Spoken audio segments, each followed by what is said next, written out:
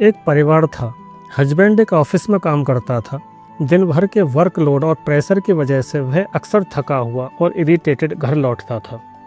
धीरे धीरे उसमें एक पैटर्न बन गया था कि घर में कोई छोटी सी गलती होते ही वह गुस्से में रिएक्ट करता, ऊंची आवाज़ में बोलता और बाद में अपने बिहेवियर को जस्टिफाई कर देता। उसका हमेशा एक ही लॉजिक होता था, वह दिन भर मेहनत करता है इसलिए घर आकर उसे रेस्ट मिलना चाहिए।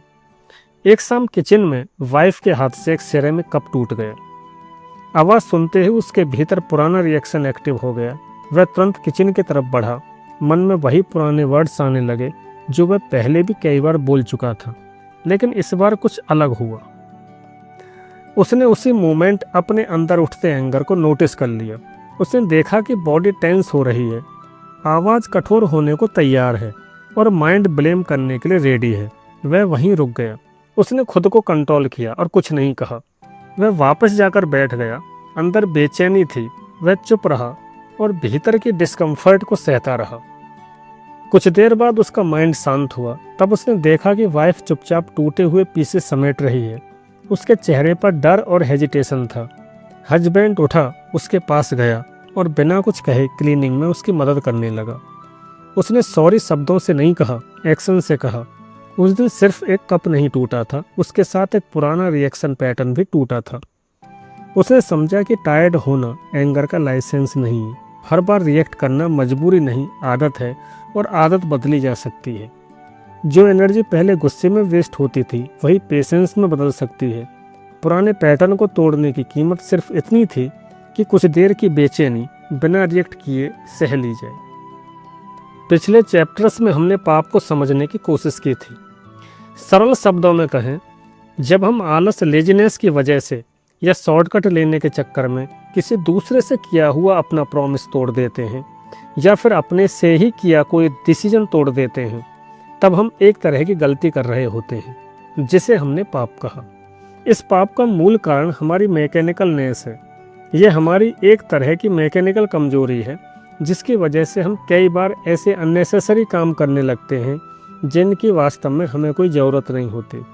ऐसे काम न सिर्फ बेकार होते हैं बल्कि हमारी कीमती एनर्जी को भी बिखेर देते हैं और धीरे धीरे हमें अंदर से कमज़ोर बना देते हैं। अब सवाल उठता है कि इस टूटे हुए वादे और लिए हुए डिसीजन के टूटने और इस बिखरी हुई एनर्जी को हम वापस कैसे समेटें। यहीं से रिपेंटेंस यानी प्रायश्चित की जर्नी शुरू होती है।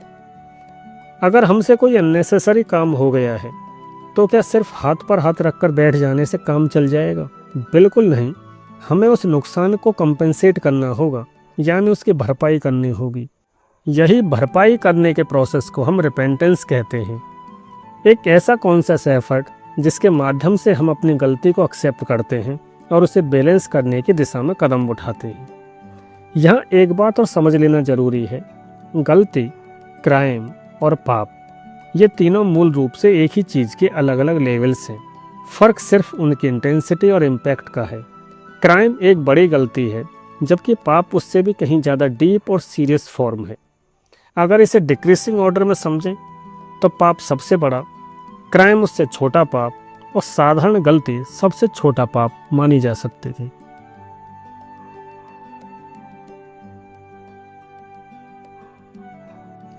प्रायश्चित का अर्थ मेटानोइया।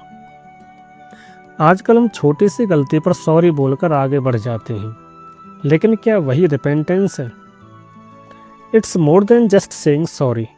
कॉमन लैंग्वेज में प्रायश्चित का मतलब माफ़ी मांगना या दुखी होना माना जाता है, लेकिन इंटेलेक्चुअल वे में इसका अर्थ कहीं ज़्यादा गहरा है। ग्रीक फिलॉसफी में इसे मेटानोइया कहा जाता है, जिसका अर्थ है अपने सोचने के ढंग को पूरी तरह बदल देना। यानी रिपेंटेंस असल में एक चेंज ऑफ माइंड है। सच्चा प्रायश्चित कोई रोना धोना नहीं है, यह कोई इमोशनल ड्रामा नहीं है, यह एक लॉजिकल स्टेप है। सच्चा रिपेंटेंस वह स्टेज है जहां हम अपनी गलती के प्रति जेन्युइनली कॉन्शियस हो जाते हैं। हम अपनी गलती को सिर्फ महसूस नहीं करते बल्कि उसे क्लियरली देख पाते हैं। यह केवल पश्चाताप, रिग्रेट नहीं है। यह सिर्फ रिपेंटेंस शब्द तक सीमित नहीं है, बल्कि यह अपनी ही मशीन के भीतर हुए इंटरनल एरर को पहचानने की एक साइंटिफिक प्रोसेस है। मान लीजिए आपने होमवर्क नहीं किया और झूठ बोल दिया। अब सॉरी बोल देना सिर्फ ऊपर ऊपर की बात है। यह भी एक शॉर्टकट है, एक ऐसा तरीका जिससे हम सिचुएशन को जल्दी से जल्दी ख़त्म करना चाहते हैं बिना उसे समझे। असली रिपेंटेंस तब होगा जब आप अपने उस इंटरनल वीकनेस को पकड़ें जिसने आपसे झूठ बुलवाया। उसे हिडन पैटर्न को पहचानना ही असली काम है। इसी को हम सीइंग द मैकेनिकलनेस कहते हैं, यानी अपने अंदर चल रही उस ऑटोमेटिक अनकॉन्शियस प्रोसेस को देख पाना जो बार बार हमें वही गलती करने पर मजबूर करती है। द पेमेंट मेथड, भुगतान और भरपाई। रिपेंटेंस का मूल आधार कंपेंसेशन है, भरपाई है। जब हम कोई गलती करते हैं तो हम एक तरह के साइकोलॉजिकल कर्ज के नीचे दब जाते हैं। जैसे हम किसी दुकान से सामान लेते हैं तो हमें उसका पेमेंट करना पड़ता है, वैसे ही अपनी गलतियों को सुधारने के लिए हमें कॉन्शियस होकर काम करना पड़ता है। एक फिलोसोफर के अनुसार हमारे अंदर एक बैलेंस होता है। गलत काम उस बैलेंस को बिगाड़ देता है और उस बैलेंस को वापस लाने के लिए हमें पेमेंट करना पड़ता है। यह पेमेंट कोई एक्सटर्नल पेनल्टी नहीं है, बल्कि यह एक कॉन्शियस एफर्ट है, एक सचेत प्रयास जो हम अपनी गलती को सुधारने के लिए करते हैं। हमें एफर्ट्स की करेंसी देनी पड़ती है। मान लीजिए आपने अपनी लापरवाही से कोई औजार तोड़ दिया। अब उसके पास बैठकर रोना सिर्फ समय की बर्बादी है। उसे वर्कशॉप में ले जाकर ठीक करना ही असली पेमेंट है।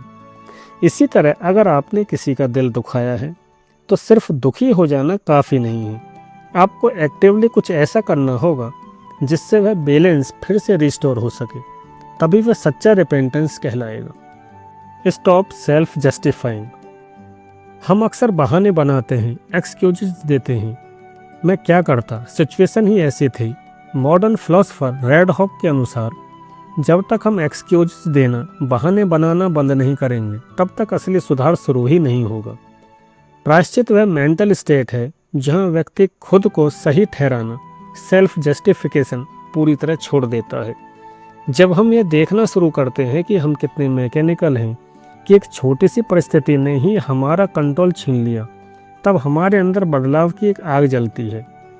इसे एक सिंपल एग्जाम्पल से समझते हैं, 10 साल के बच्चे के पर्सपेक्टिव से। अगर आप साइकिल चला रहे थे और गिर गए क्योंकि आप हैंडल छोड़कर चला रहे थे, तो साइकिल खराब है। यह कहना एक बहाना है, लेकिन मुझसे गलती हुई यह मानना और फिर दोबारा ध्यान से साइकिल चलाना, यही असली रिपेंटेंस है। व्यवहारिक रूप से देखें तो प्रायश्चित बीते हुए कल के बारे में नहीं है, बल्कि प्रेजेंट मोमेंट की जागरूकता के बारे में है। अगर हमसे कोई पाप हुआ है तो उसके बोझ को ढोते रहना भी एक तरह की मैकेनिकल एक्टिविटी है। असली प्रायश्चित एक वेकअप कॉल है जो हमें वर्तमान में वापस खींच लाता है और हमें यह शक्ति देता है कि हम उस गलती को दोबारा न दोहराएं। The law of inertia. जब भी कोई इंसान कोई काम करता है तो वह काम सिर्फ बाहर की दुनिया में ख़त्म नहीं हो जाता। सच तो यह है कि वह हमारे मन की गहराई में अपने ट्रेसेज, निशान छोड़ जाता है। ये छोटे छोटे निशान उस काम को दोबारा करना और आसान बना देते हैं। इससे मन के भीतर एक मोमेंटम, यानी एक ऐसी फोर्स पैदा होती है जो हमें उसी दिशा में बार बार बहने के लिए मजबूर करती है। हम एक तरह से उस आदत के गुलाम होने लगते हैं। रिपेंटेंस, पश्चाताप, वह तरीका है जो इस बनते हुए मोमेंटम को रोकने या उसे मिनिमाइज करने की ताकत रखता है। इसे ही असल में तप या इंटेंशनल सफरिंग कहा जाता है, क्योंकि प्रकृति के इस बने बनाए बहाव को तोड़ना अपने आप में एक बहुत बड़ा इंटरनल स्ट्रगल है। अपनी पुरानी आदतों के खिलाफ खड़ा होना ही सबसे बड़ा कष्ट है। डिजिटल भूल भुलैया और स्क्रॉलिंग का संस्कार। आज के युग का इंसान जब अपने हाथ में स्मार्टफोन लेता है तो वह केवल एक मशीन का इस्तेमाल नहीं कर रहा होता, बल्कि वह अपने पुराने ट्रेसेज, संस्कारों के जाल में प्रवेश करता है। मान लीजिए एक प्रोफेशनल व्यक्ति काम के बीच में थकान महसूस करता है और केवल 2 मिनट के लिए सोशल मीडिया खोलता है। पहली बार किया गया यह काम मस्तिष्क में एक सूक्ष्म ट्रेस, यानी एक बारीक निशान बनाता है। धीरे धीरे यह क्रिया इतनी बार दोहराई जाती है कि एक मोमेंटम, गति पैदा हो जाती है। अब जैसे ही वह व्यक्ति तनाव या थकान में आता है, उसका हाथ अपने आप मैकेनिकली फ़ोन की ओर बढ़ता है और उंगलियां अपने आप स्क्रॉल करने लगती हैं। उसे होश भी नहीं रहता और वह उस डिजिटल बहाव में बह चुका होता है। यहाँ रिपेंटेंस, पश्चाताप, वह क्षण है जब वह व्यक्ति इस यांत्रिक गति, मैकेनिकल मोमेंटम को बीच में ही पहचान लेता है और रोक देता है। जैसे ही वह फ़ोन को दूर रखने का फैसला करता है, उसके भीतर एक बेचैनी, एक खालीपन और एक कष्ट पैदा होता है। उसका मन वापस उसी डिजिटल दुनिया में जाने के लिए तड़पता है। यह जो मानसिक खींचतान और छटपटाहट है, यही वह इंटेंशनल सफरिंग है, यही वह तप है जो उस पुराने मोमेंटम को तोड़ती है। एक स्टूडेंट के लिए पढ़ते समय बार बार नोटिफिकेशन चेक करना या एक कर्मचारी का काम टालकर बार बार चाय के बहाने बाहर जाना, ये सब वही ट्रेसेज हैं जो अब एक मजबूत मोमेंटम बन चुके हैं। हम सोचते हैं कि हम अपनी मर्जी से जा रहे हैं, लेकिन असल में हम उन इनविजिबल चेन्स में बंधे होते हैं। जब हम कहते हैं कि रिपेंटेंस का मतलब कष्ट है, तो वह इस डिजिटल उदाहरण में साफ दिखता है। वह जो FOMO, fear of missing out, या बेचैनी महसूस होती है जब हम अपनी आदत के खिलाफ जाते हैं, वही कष्ट उस पुराने ट्रेस को मिटाने की फीस है। बिना इस मानसिक दर्द को सहे वह पुरानी आदत या मोमेंटम कभी मिनिमाइज नहीं हो सकता। क्रोध का ऑटो पायलट और मौन का तप। एक कॉरपोरेट कर्मचारी या किसी टीम के लीडर की कल्पना कीजिए, जिसे आदत हो चुकी है कि जब भी काम बिगड़ता है वह चिल्लाकर या गुस्सा करके अपनी प्रतिक्रिया देता है। पहली बार जब उसने गुस्सा किया तो वह मन पर बना एक छोटा ट्रेस था। धीरे धीरे हर तनावपूर्ण स्थिति में गुस्सा करना उसका मोमेंटम बन गया। अब स्थिति यह है कि समस्या आते ही उसका गुस्सा ऑटो पायलट पर निकल जाता है। वह व्यक्ति ने चाहते हुए भी उस पुराने मोमेंटम में बह जाता है। यहाँ वह अपनी मर्जी से गुस्सा नहीं कर रहा, बल्कि उसका मैकेनिकल स्वभाव उससे यह करवा रहा है। यहाँ रिपेंटेंस, पश्चाताप, तब शुरू होता है जब वह व्यक्ति इस इम्पल्स, आवेग को बीच में ही पहचान कर रोक लेता है। मान लीजिए मीटिंग में उसे गुस्सा आया, कड़वे शब्द जुबान तक आए, लेकिन उसने इन्हें भीतर ही रोक लिया। उस समय उसे जो कष्ट होता है, उसका चेहरा लाल होता है, दिल की धड़कन बढ़ती है और भीतर एक ज्वाला सी महसूस होती है। वही असली तप है, रिपेंटेंस है। वह अपनी ऊर्जा को बाहर नहीं निकलने दे रहा, बल्कि उस कष्ट को पी रहा है। यह कॉन्शियस सफरिंग, सचेत पीड़ा, उस पुराने क्रोध के संस्कार को जड़ से कमजोर कर देती है। एनर्जी ट्रांसफॉर्मेशन, और स्पेंसकी की भाषा में कहें तो जब हम पुराने मोमेंटम को रोकते हैं तो वह ऊर्जा कहीं न कहीं तो आएगी ही। जब हम उसे कष्ट या तप के रूप में भीतर ही रोक लेते हैं तो वह हमारे हायर सेंटर्स को जगाने के काम आती है। यह ऊर्जा बर्बाद होने के बजाय हमारे विकास का ईंधन बन जाती है। एक पुलिस अधिकारी या आर्मी के जवान के लिए भी अनुशासन का मतलब यही है, अपने व्यक्तिगत इम्पल्सेज के मोमेंटम को रोककर आदेश का पालन करना। वह जो भीतर की लड़ाई है, वही असली रिपेंटेंस की प्रक्रिया है। जब हम अपनी आदतों के खिलाफ खड़े होते हैं, तभी हम सही मायने में एक इंसान बनने की दिशा में बढ़ते हैं। शक्ति और छलावा। सच्चा रिपेंटेंस केवल मन में दुखी होने या पछतावे का भाव नहीं है, बल्कि यह वर्क की दुनिया में एक प्रचंड फोर्स है। इसकी कसौटी केवल एक है, क्या यह उस पुराने मोमेंटम को हराने की ताकत रखता है? यदि हमारी कोशिश उस पुराने वेग को रोक नहीं पाती, तो उसे पूरा रिपेंटेंस नहीं कहा जा सकता। इंसान की टेंडेंसीज उसे लगातार उन कामों की ओर धकेलती हैं जो वर्क के आदर्शों के खिलाफ हैं। इन प्रवृत्तियों का सबसे खतरनाक पक्ष इनका डिसेप्टिव, भ्रामक होना है। ये कभी एक रूप में नहीं रहते। एक ही टेंडेंसी हर बार एक नया मुखौटा पहनकर आती है। इंसान को लगता है कि उसने एक मोर्चे पर अपनी आदत को जीत लिया है, लेकिन वही आदत दूसरे दरवाजे से एक बिल्कुल अलग रूप में भीतर घुस आती है। चेहरा बदलता है, पर उसके काम करने का तरीका वही पुराना रहता है।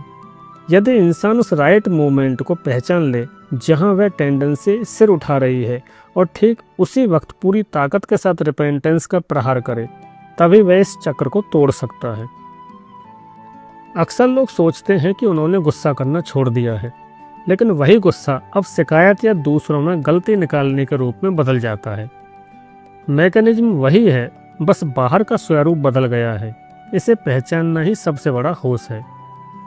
जैसे कुशल योद्धा दुश्मन के वीक पार्ट पर वार करता है, वैसे रिपेंटेंस का प्रहार उस राइट मोमेंट पर होना चाहिए जब वह पुरानी आदत अपना सिर उठा रही हो। अगर वह क्षण निकल गया तो हम फिर से उस मोमेंट के बहाव में बह जाएंगे। कल्पना कीजिए एक व्यक्ति की जो अपने किसी ज़रूरी प्रोजेक्ट पर काम करना चाहता है। उसकी पुरानी टेंडेंसी है काम से बचना। वह इस काम को टालने के लिए मोमेंटम बना चुका है। वह काम शुरू करने बैठता है, पर उसकी टेंडेंसी उससे एक बहुत ही तार्किक सलाह देती है, पहले डेस्क साफ कर लेते हैं, माहौल अच्छा होगा तो काम में मन लगेगा। वह सफाई में उलझ जाता है और काम वहीं का वहीं रह जाता है। अगली बार वह सचेत रहता है कि सफाई में वक्त बर्बाद नहीं करना। अब वही टेंडेंसी एक दूसरा रूप ले लेती है और कहती है काम बड़ा है, ऊर्जा चाहिए, पहले एक कप कड़क कॉफ़ी पी लेते हैं ताकि फोकस बना रहे। वह कॉफ़ी के बहाने काम से दूर हो जाता है। वह कॉफ़ी का मोह भी छोड़ देता है तो टेंडेंसी एक बहुत ही बौद्धिक बहाना लेकर आती है। चलो इस टॉपिक पर एक रिसर्च वीडियो देख लेते हैं, जानकारी बढ़ेगी। अंततः वह यूट्यूब के भंवर में खो जाता है। यहाँ हर बार चेहरा बदल रहा है, पर मकसद एक ही है, उस जरूरी काम को रोकना। प्रोक्रेस्टिनेशन का सबसे बड़ा छलावा यही है कि वह हमें व्यस्त रखता है। डेस्क साफ करना या रिसर्च करना गलत नहीं है, लेकिन जब ये चीज़ें मुख्य काम को टालने के लिए की जाती हैं तो ये उसी पुराने मोमेंटम का हिस्सा होती हैं। यहाँ रिपेंटेंस का मतलब यह पहचानना है कि चाहे मैं डेस्क साफ करूँ या कॉफ़ी पीऊँ, भीतर का मैकेनिज्म एक ही है, काम से भागना। इस भागने की प्रवृत्ति को पकड़ लेना और उसी वक्त काम पर लौट आना ही असली वर्क है। जब वह व्यक्ति कॉफ़ी या रिसर्च वीडियो के लालच को छोड़कर डेस्क पर टिके रहने का फैसला करता है तो उसे एक मानसिक छटपटाहट होती है। यही वह कॉन्शियस सफरिंग है जो उस पुराने ट्रेस को धीरे धीरे मिटा देती है। एक स्टूडेंट का लक्ष्य एकाग्रता और स्टडी है, परंतु उसकी पुरानी टेंडेंसी आराम और एंटरटेनमेंट की है। यह टेंडेंसी उसे वर्क से दूर ले जाने के लिए हर बार नए और लॉजिकल मुखौटे पहनती है। पहला रूप यह है, जब वह कठिन विषय पढ़ने बैठता है तो मन कहता है अभी मूड ठीक नहीं है, पहले थोड़ा संगीत सुन लेते हैं ताकि माइंड फ्रेश हो जाए। यदि वह संगीत के प्रति सचेत हो जाए तो वही टेंडेंसी नया रूप ले लेती है। यह टॉपिक बहुत इम्पोर्टेंट है, क्यों ना पहले इसके नोट्स दोस्तों से मांग लिए जाएं, और वह फ़ोन उठाकर चैटिंग में खो जाता है। अब तीसरा रूप शुरू होता है। यदि वह फ़ोन रख भी दे तो मन नया बहाना बनाता है, आज तो बहुत थक गए हैं, कल सुबह जल्दी उठकर मॉर्निंग में पढ़ेंगे, वह ज़्यादा अच्छा होगा। यहाँ फॉर्म बदल रहा है, कभी संगीत, कभी नोट्स तो कभी कल का लालच, परंतु मेथड एक ही है, वर्तमान के प्रयास से बचना। यदि वह विद्यार्थी इस धोखे को पहचान कर उसी क्षण अपनी कुर्सी से नहीं चिपक जाता तो उसका प्रयास सफिशिएंट नहीं है। सच्चा रिपेंटेंस तब घटित होता है जब वह छात्र उस कल वाले विचार को एक मानसिक चांटा मारता है और उस बेचैनी या कष्ट को सहते हुए किताब खोल लेता है।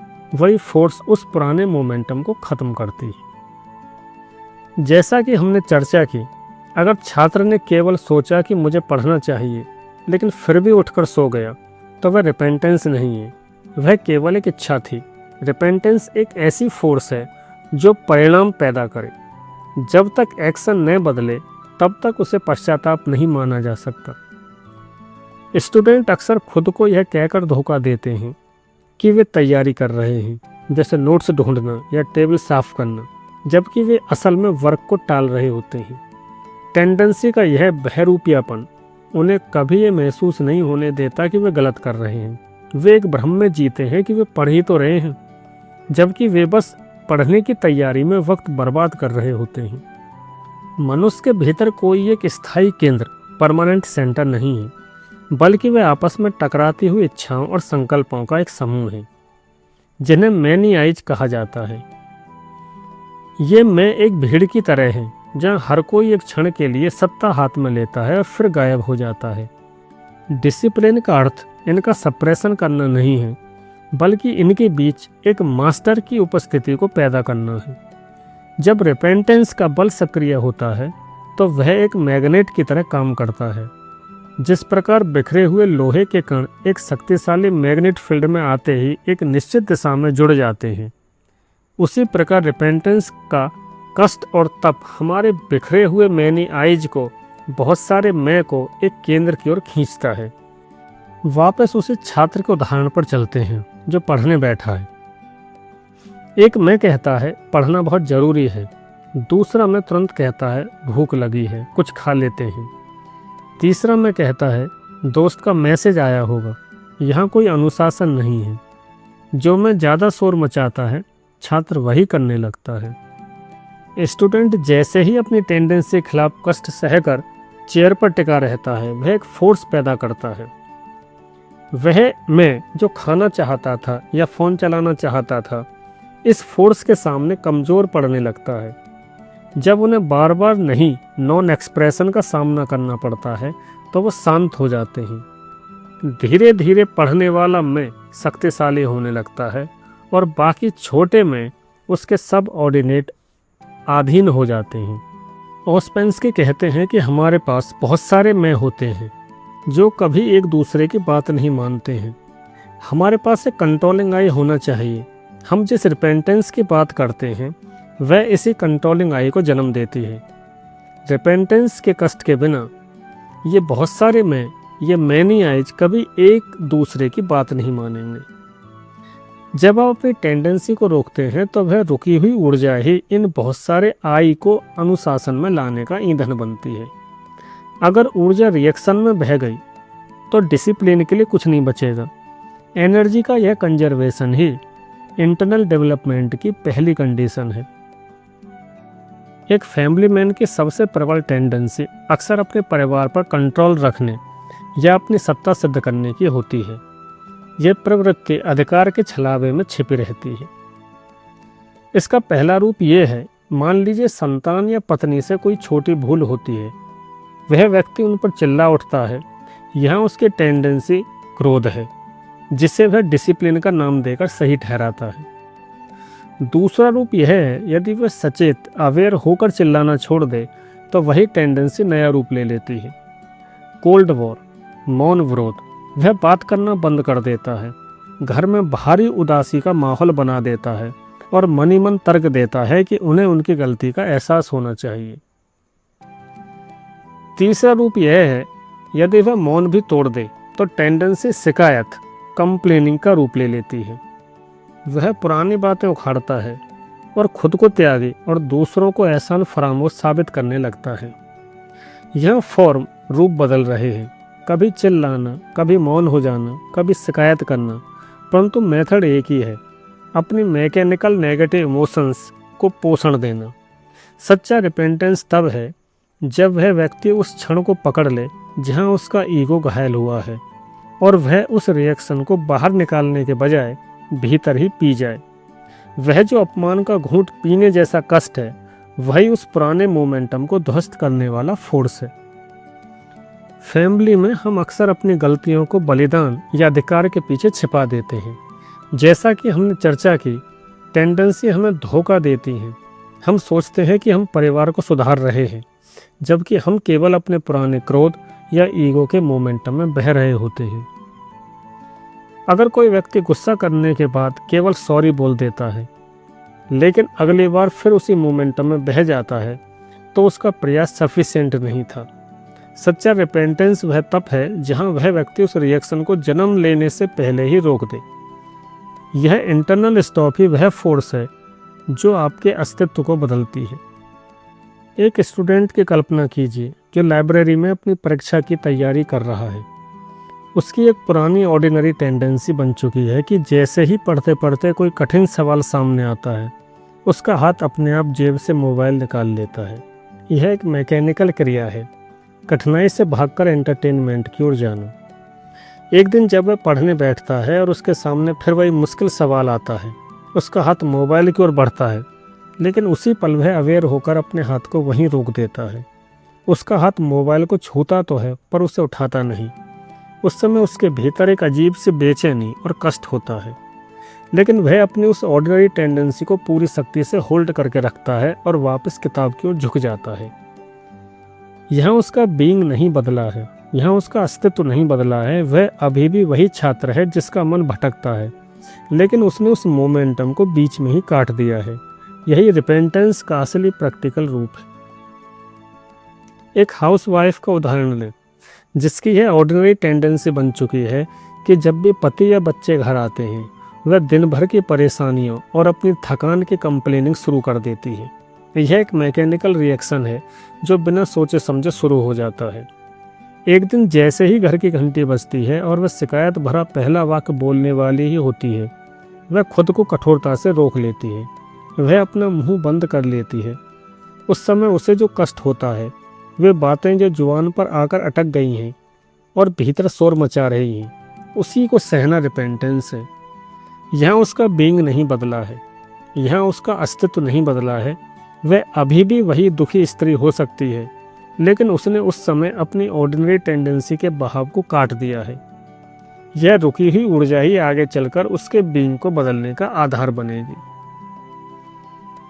यहाँ छात्र या गृहिणी ने तो अपनी टेंडेंसी को बदला नहीं है, बल्कि रोका है। वह इच्छा अभी भी भीतर है, लेकिन उसे एक्सप्रेस होने से रोक दिया गया है। यह नॉन एक्सप्रेशन ही वह बैरियर है जो पुराने ट्रेसेज को मिटाता है। वह जो हाथ को वापस खींच लेना या शब्द को गले में ही रोक लेना है, वही असली फोर्स है। अगर वह केवल सोचता रहता कि मुझे मोबाइल नहीं चलाना चाहिए, पर फ़ोन हाथ में लेकर बैठ जाता, तो वह रिपेंटेंस नहीं होता।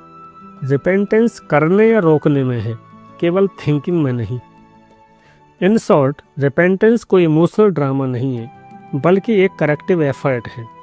यह वो मेहनत है जिससे हम अपनी खोई हुई ऊर्जा वापस कमाते हैं। जैसे एक आर्टिस्ट कैनवास पर गिरे हुए अनचाहे काले धब्बों को अपनी कला से एक सुंदर वृक्ष की छाया में बदल देता है, वैसे ही एक सचेत मनुष्य अपने पाप या गलती को रिपेंटेंस के माध्यम से एक्सपीरियंस और पावर में बदल देता है। यह पुरानी जंजीरों को जकड़ने और एक नए अस्तित्व की नींव रखने का विज्ञान है।